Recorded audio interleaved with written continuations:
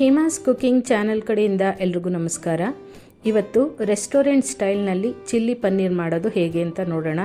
ಅದು ಕೂಡ deep fry ಮಾಡ್ದೇ ಶಾಲೋ ಫ್ರೈ ಮಾಡಿ ಕೂಡ ಈಸಿಯಾಗಿ ಹಾಗೆ ರುಚಿಯಾಗಿ ಮಾಡ್ಕೊಳ್ಳೋದು ಹೇಗೆ ಅಂತ ತೋರಿಸ್ಕೊಡ್ತಾ ಇದ್ದೀನಿ. ಅದಕ್ಕಾಗಿ ನಾನಿಲ್ಲಿ ಸುಮಾರು 200 ಗ್ರಾಮ್ನಷ್ಟು ಪನ್ನೀರನ್ನ ತೊಗೊಂಡಿದ್ದೀನಿ. ಪನ್ನೀರನ್ನ ನಾನಿಲ್ಲಿ ಟ್ರಯಾಂಗಲ್ ಶೇಪಲ್ಲಿ ಕಟ್ ಮಾಡ್ಕೊಂಡಿದ್ದೀನಿ. ಹೀಗೆ ಕಟ್ ಮಾಡ್ಕೋಬೇಕು ಅಂತ ಕೂಡ ಏನಿಲ್ಲ, ನಿಮಗೆ ಹೇಗೆ ಇಷ್ಟನೋ ಆ ರೀತಿ ದಪ್ಪನಾಗಿ ಸಣ್ಣದಾಗಿ ಪೀಸಸ್ನ ನೀವು ಕಟ್ ಮಾಡ್ಕೋಬೋದು. ಈಗ ಇದಕ್ಕೆ ಒಂದು ಕೋಟಿಂಗ್ ಮಾಡ್ಕೋಬೇಕಾಗತ್ತೆ. ಅದಕ್ಕೋಸ್ಕರ ನಾನಿಲ್ಲಿ ಸುಮಾರು 1.5 ಟೇಬಲ್ ಸ್ಪೂನಷ್ಟು ಕಾರ್ನ್ಫ್ಲವರ್ನ ತೊಗೊಂಡಿದ್ದೀನಿ, ಅಂದರೆ ಜೋಳದ ಹಿಟ್ಟನ್ನು ತೊಗೊಂಡಿದ್ದೀನಿ. ಇದಕ್ಕೆ ಅರ್ಧ ಸ್ಪೂನ್ನಿಂದ 1/4 ಸ್ಪೂನಷ್ಟು ಕಪ್ಪು ಮೆಣಸಿನ ಪುಡಿನ ತೊಗೋಬೇಕು, ಅಂದರೆ ನಿಮ್ಮ ಖಾರಕ್ಕೆ ನೋಡಿಕೊಂಡು. ಹಾಗೆಯೇ ರುಚಿಗೆ ತಕ್ಕಷ್ಟು ಉಪ್ಪನ್ನು ತೊಗೊಂಡು ಈ ಎಲ್ಲದನ್ನು ಚೆನ್ನಾಗಿ ಮಿಕ್ಸ್ ಮಾಡ್ಕೋಬೇಕಾಗತ್ತೆ. ಯಾವುದೇ ಕಾರಣಕ್ಕೂ ನೀರನ್ನು ಹಾಕ್ಕೊಳ್ಳೋಕೆ ಹೋಗಬೇಡಿ. ನೀರನ್ನು ಹಾಕ್ಕೊಂಡ್ರೆ ನಿಮಗೆ ಬೋಂಡದ ರೀತಿ ಬಂದುಬಿಡುತ್ತೆ ಮತ್ತು ತುಂಬ ರಬ್ಬರಿ ಥರ ಆಗಿಬಿಡುತ್ತೆ. ಹಾಗಾಗಿ ಡ್ರೈ ಪೌಡರೇ ಇರಲಿ. ಈಗ ಇದಕ್ಕೆ ನಾವೇನು ಪನ್ನೀರ್ ಪೀಸಸ್ನ ಕಟ್ ಮಾಡ್ಕೊಂಡಿದ್ದೀವಿ ನೋಡಿ, ಅದನ್ನು ಹಾಕ್ಕೊಂಡು ಚೆನ್ನಾಗಿ ಈ ಪನ್ನೀರ್ಗೆಲ್ಲ ಆ ಕಾರ್ನ್ಫ್ಲವರ್ ಪೌಡರ್ ಏನಿದೆ ಅದು ಕೋಟ್ ಆಗಬೇಕು. ಆ ರೀತಿ ಇದನ್ನು ಚೆನ್ನಾಗಿ ಮಿಕ್ಸ್ ಮಾಡ್ಕೋಬೇಕು. ಈ ರೀತಿ ಒಂದು 2 ನಿಮಿಷ ಕುಲುಕ್ತಾ ಇದ್ರೇ ಪ್ರತಿಯೊಂದು ಪೀಸಸ್ಗೂ ಚೆನ್ನಾಗಿ ಕೋಟಿಂಗ್ ಆಗಿಬಿಡುತ್ತೆ. ಕೋಟಿಂಗ್ ಆದಮೇಲೆ ಇದನ್ನು ಒಂದು 5ರಿಂದ 10 ನಿಮಿಷ ಹಾಗೇ ನೆನೆಯೋದಕ್ಕೆ ಬಿಟ್ಬಿಡೋಣ. ನೋಡಿ, ಈ ರೀತಿ ಪ್ರತಿಯೊಂದು ಸೈಡ್ ಕೂಡ ಕೋಟಿಂಗ್ ಆಗಬೇಕಾಗತ್ತೆ. ಈಗ ಇದ್ರ ಜೊತೆಗೆ ಈರುಳ್ಳಿ, ಹಸಿಮೆಣಸಿನ್ಕಾಯಿ, ಕ್ಯಾಪ್ಸಿಕಮ್ಮು, ಸ್ಪ್ರಿಂಗ್ ಆನಿಯನ್ಸು, ಹಾಗೆ ಸ್ಪ್ರಿಂಗ್ ಆನಿಯನ್ಸಲ್ಲಿದ್ದಂಥ ಈರುಳ್ಳಿ ಇದಿಷ್ಟನ್ನು ಕಟ್ ಮಾಡಿ ಇಟ್ಕೊಂಡಿದ್ದೀನಿ. ಜೊತೆಗೆ ಒಂದು 15 ಬೆಳ್ಳುಳ್ಳಿನ ಸಣ್ಣದಾಗಿ ಚಾಪ್ ಮಾಡಿ ಕೂಡ ತೊಗೋಬೇಕು. ಹಾಗೆ ಕ್ಯಾಪ್ಸಿಕಮ್ಮು ಮತ್ತು ಈರುಳ್ಳಿನ ಆದಷ್ಟು ನಾನಿಲ್ಲಿ ಹೇಗೆ ತೋರಿಸ್ತಾ ಇದ್ದೀನಿ ನೋಡಿ, ಆ ರೀತಿ ದಪ್ಪ ಪೀಸಸ್ ಆಗಿ ಕಟ್ ಮಾಡಿಕೊಂಡ್ರೆ ತುಂಬ ಚೆನ್ನಾಗಿರುತ್ತೆ. ಈಗ ಇದಕ್ಕೆ ಒಂದು ಮಿಕ್ಸ್ಚರ್ನ ರೆಡಿ ಮಾಡ್ಕೋಬೇಕು. ಅದಕ್ಕೆ ನಾನಿಲ್ಲಿ 1 ಟೇಬಲ್ ಸ್ಪೂನಷ್ಟು ಡಾರ್ಕ್ ಸೋಯಾ ಸಾಸನ್ನ ತೊಗೊಂಡಿದ್ದೀನಿ.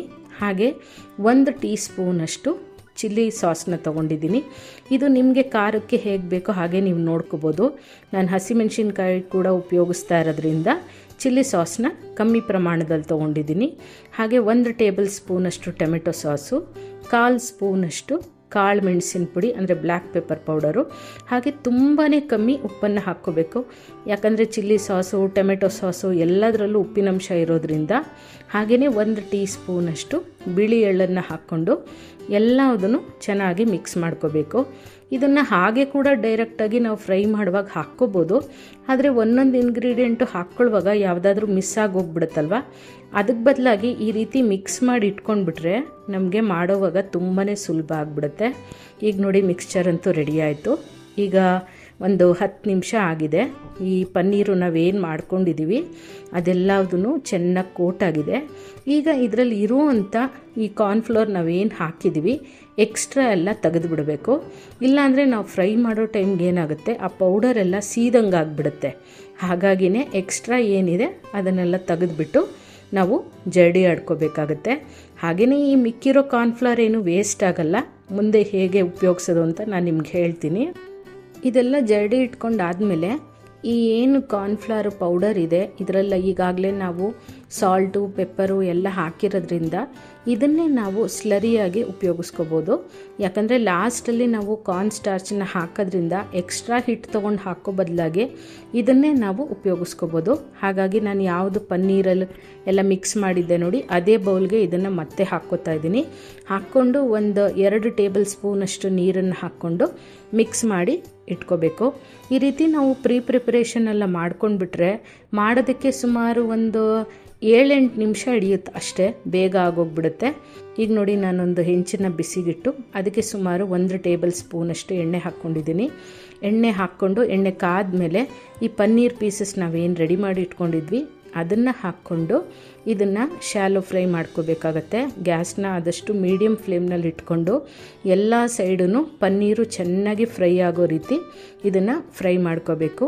ಪನ್ನೀರ್ ಇಷ್ಟ ಇಲ್ಲ ಅಂತಂದವರು ಸ್ವೀಟ್ ಕಾರ್ನ್ ಇರುತ್ತೆ ನೋಡಿ, ಅದನ್ನು ಒಂದು ಸ್ವಲ್ಪ, ಅಂದರೆ ಒಂದು ಹಾಫ್ ಬಾಯ್ಲಷ್ಟು ಅದನ್ನು ಬೇಯಿಸ್ಕೊಂಡು ಅದರಲ್ಲಿರೋ ನೀರೆಲ್ಲ ತೆಗೆದುಬಿಟ್ಟು ಇದೇ ರೀತಿ ಕೋಟಿಂಗ್ ಮಾಡಿ ಫ್ರೈ ಮಾಡಿಕೊಂಡು ಕೂಡ ನೀವು ಬೇಬಿ ಕಾರ್ನ್ ಚಿಲ್ಲಿನ ಕೂಡ ಮಾಡ್ಕೋಬೋದು, ಮಶ್ರೂಮ್ನ ಮಾಡ್ಕೋಬೋದು. ನಾನಿವತ್ತು ಪನ್ನೀರಲ್ಲಿ ತೋರಿಸ್ತಾ ಇದ್ದೀನಿ ನಿಮಗೆ.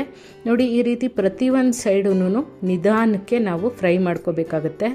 ನೀವಿದು ಒಂದು ಪೀಸ್ ತಿಂದು ನೋಡಿ ಎಷ್ಟು ಗರ್ಗರಿಯಾಗಿರುತ್ತೆ ಅಂದರೆ ಡೀಪ್ ಫ್ರೈ ಅವಶ್ಯಕತೆಯೇ ಇರಲ್ಲ. ಅಷ್ಟು ಚೆನ್ನಾಗಿ ಕ್ರಿಸ್ಪಿಯಾಗಿ ತುಂಬ ರುಚಿಯಾಗಿ ಕಮ್ಮಿ ಎಣ್ಣೆನಲ್ಲೇ ನಾವು ಇದನ್ನು ಮಾಡ್ಕೊಂಡು ಬಿಡ್ಬೋದು.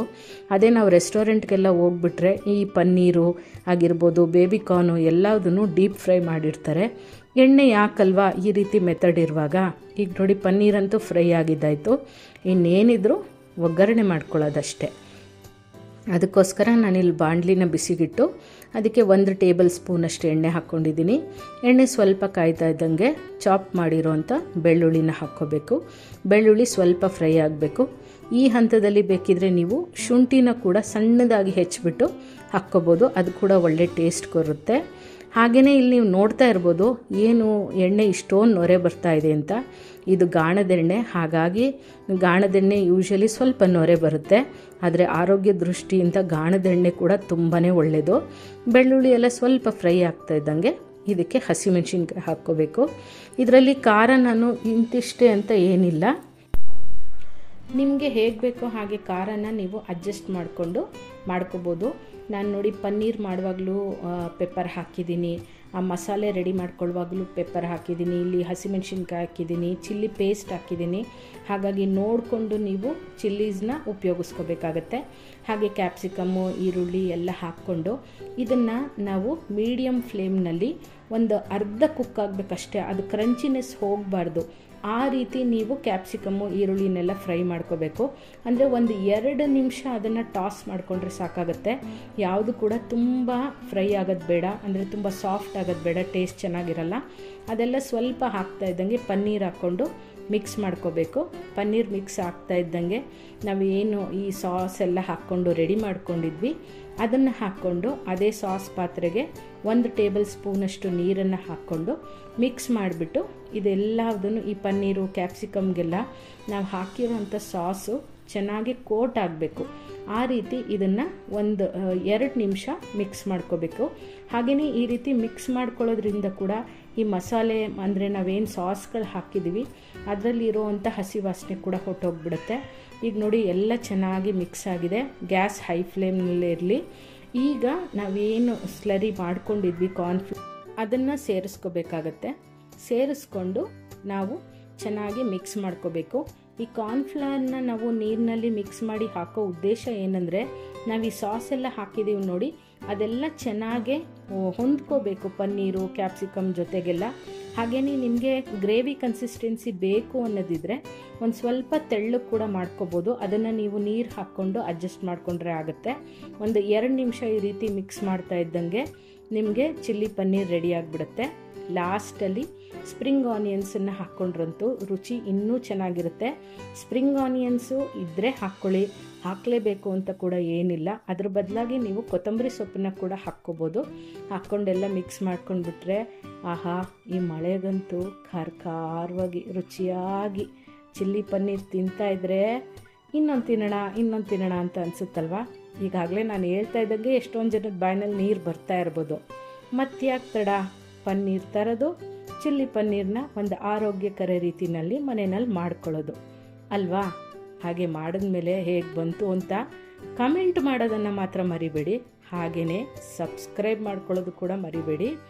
ಮತ್ತಷ್ಟು ಈಸಿಯಾದಂಥ ರೆಸಿಪೀಸ್ಗಾಗಿ ಹಾಗೆ ಟಿಪ್ಸ್ಗಾಗಿ ಹೇಮಾಸ್ ಕುಕಿಂಗ್ ಚಾನಲ್ನ ಮರಿದೇ ಸಬ್ಸ್ಕ್ರೈಬ್ ಮಾಡ್ಕೊಳ್ಳಿ. Thank you.